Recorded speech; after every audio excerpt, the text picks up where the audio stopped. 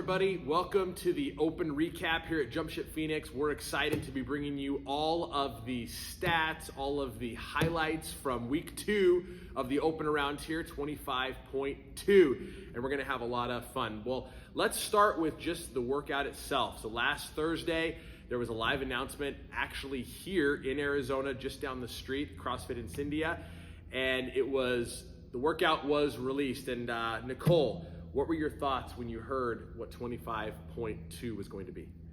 Oh, I thought it was a great one. I remember when I did it back in, when was it, 2022, right? 22, yeah. 2022, and I thought it was a really fun workout. It's a great workout, lots of skills that people can work on. I know you're going to talk about a lot of firsts, but you see a lot of that happening in the WOD, so it's really fun. Yeah. I think a lot of people were definitely expecting a repeat. In fact, we knew there was going to be a repeat, but the question was, is it going to be week 2? Is it going to be week 3? My feeling was a lot of people sensed it was going to be week 2, so it was somewhat expected, but yeah, definitely a good one. I personally remember doing this one at my old gym, so definitely a good one, like you said. For some of the folks at the gym, it was their first time doing this workout. For others, it was their second time doing it.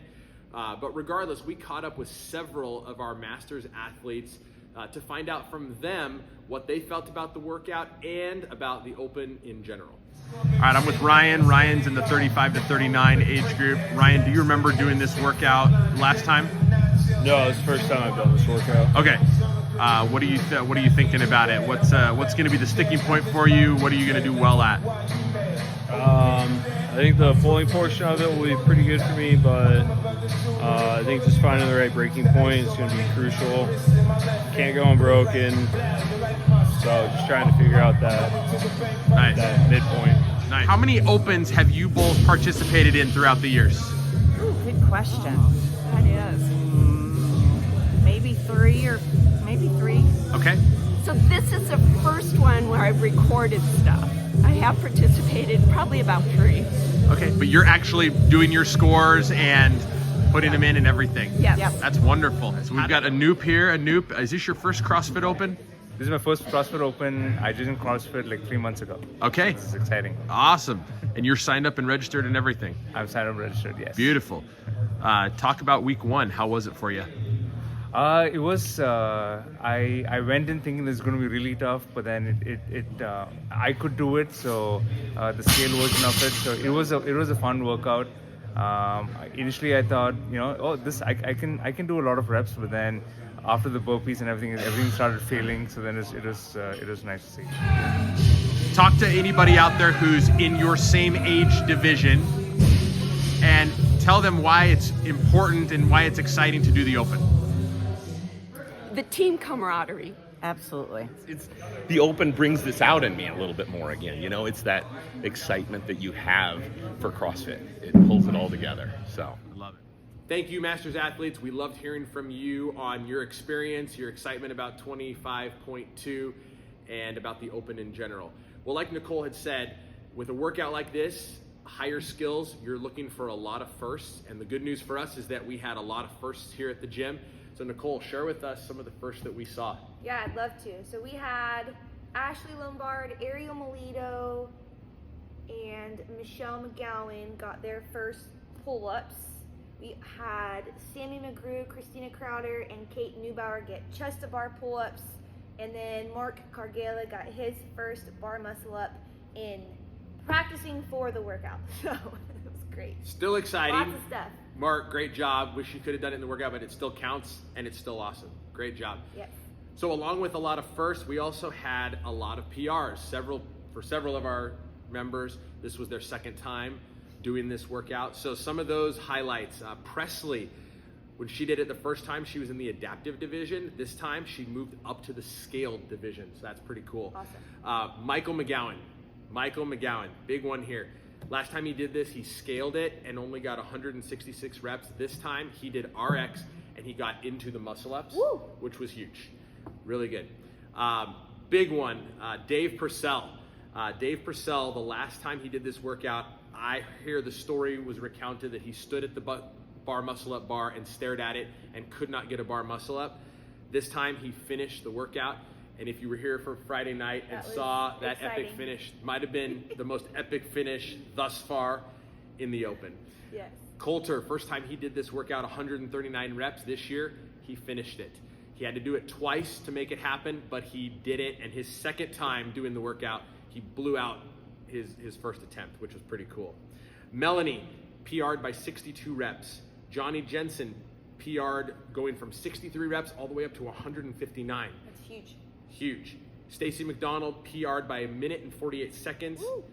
Kara Morrison bested her tiebreak time by 30 seconds, and Jess Black had a 13-second PR. So great job to everybody. It was really fun to watch, really exciting to see all the improvements, all the firsts. That's why we do this. So fun. So fun. All right, with all the scores in for 25.2, we're going to send it over to our stat guru, Stacy McDonald, for an update on the leaderboard and who our top finishers were for week 2. Thanks, Zach. Stacy here reporting live about 25.2. Continuing on our Masters athletes. Looking at our age group from 35 to 49, looking at our top 3 men and women. Jolynn with 7 minutes and 42 seconds, pretty fast. Gavin with 8 minutes and 11 seconds, and Ryan with 8 minutes and 49 seconds. Moving on to the ladies in 35 to 49 age group. Stacy McDonald, 9 minutes and 32 seconds. Jessica Black with 11 minutes and 42 seconds. Stephanie Fight with 167 reps, and Natasha Newman coming in with 166 reps. Now moving on to 50 plus. These athletes are still doing chest to bar pull-ups, some of them even doing bar muscle ups. Kevin Phillips finished the workout with 10 minutes and 14 seconds. Matt Jenks, an impressive 201 reps. Brian Capes, 156 reps. And Brent Gumbert, 205 reps. Pretty impressive performance, guys. Top 3 women, 50 plus. Stacy Gregory, 156 reps. Marmy, 113 reps. And Nancy Olson with 107 reps. Again, these athletes are still doing some pull-ups, some chest-to-bar pull-ups and double unders. So it's impressive to see these athletes doing high-skill gymnastics, including double unders. The last stat for 25.2 is that Jumpship Phoenix is sitting in the top 40 for the North America West Division, which is pretty cool to see. Sending it back to you, Zach and Nicole. Stacy, thanks for the updates. We appreciate it a lot. Hopefully you've been able to be around here on Fridays and weekends. It's been a lot of fun. It's been really exciting. Nicole, you've been here for a big chunk of that. Talk about some of the highlights for you thus far these past 2 weeks. Oh man, the last 2 weeks? It's just been really fun watching everyone get outside of their comfort zone and challenge themselves, whether it's with new skills, maybe it's pushing themselves to a darker place when you get into these red line workouts like week 1. And I think this past week, probably one of the coolest things for me was watching Michelle McGowan get her pull-ups, because she's just been something. I mean, Michael's just been trying to get her in here doing CrossFit, you know, very similar with your wife, like for a while, trying to get her in here to come and try it out. And she has just taken the uncomfortable and kind of like made it her own, and she challenged herself every day when she's in here doing different things.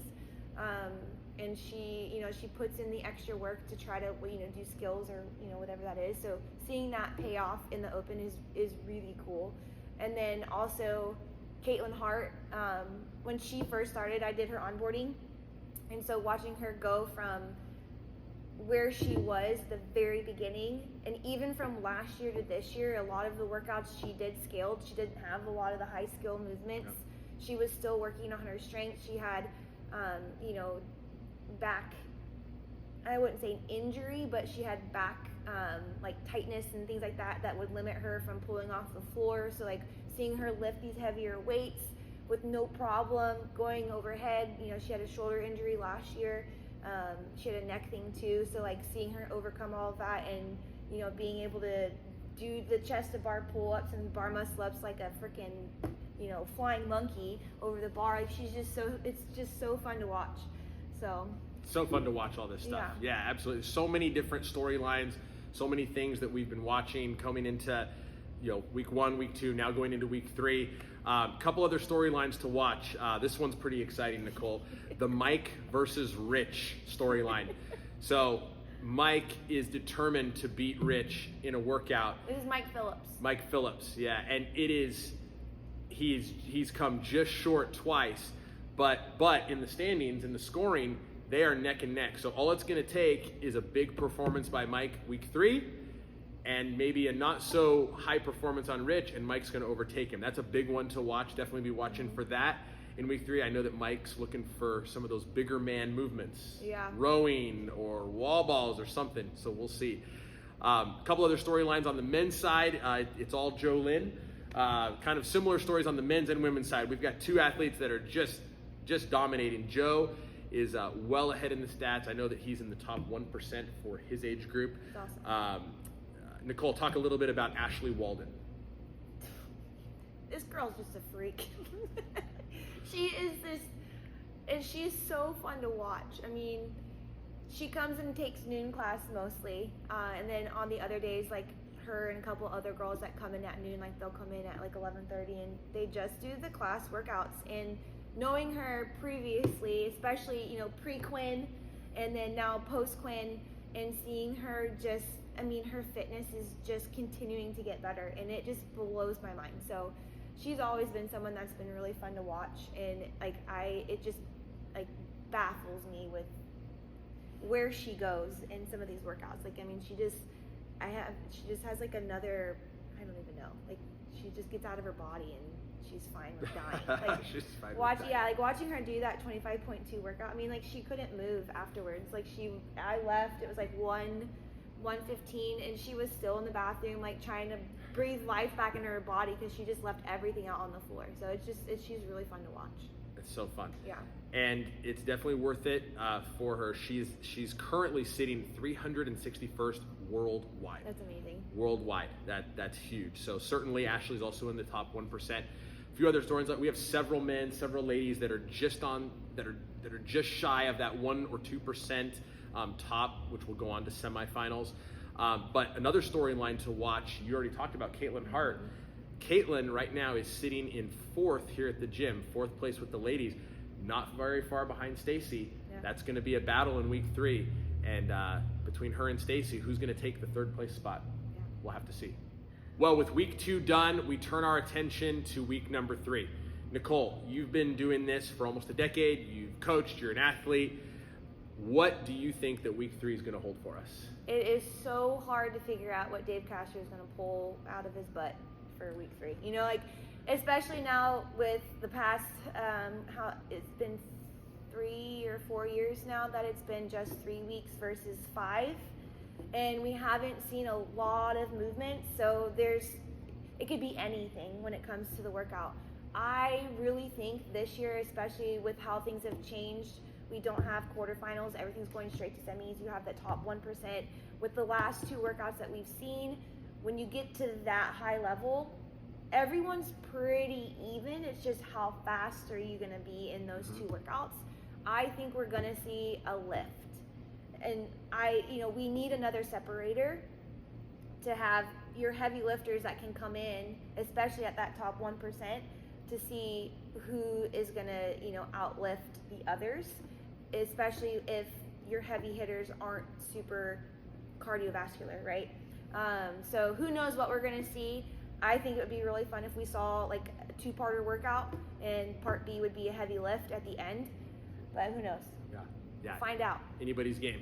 If it is a heavy lift, though, we have several guys and ladies here who They're are so hungry yes. for the heavy, and so we look forward to that. All right. Well, guys, thanks so much for tuning in. We appreciate your time. I'm Zach. This is Nicole. Thanks for joining us. We're looking forward to week 3. We'll see you at Friday Night Lights. It's going to be a big one. We have Desert City Classic here. We have Chili Cook-Off happening, and some other things. Check the social medias and Facebook. Red, white, and blue. Red, white, and blue. It's Patriotic America time. Have a great rest of your day, and we'll talk to you later.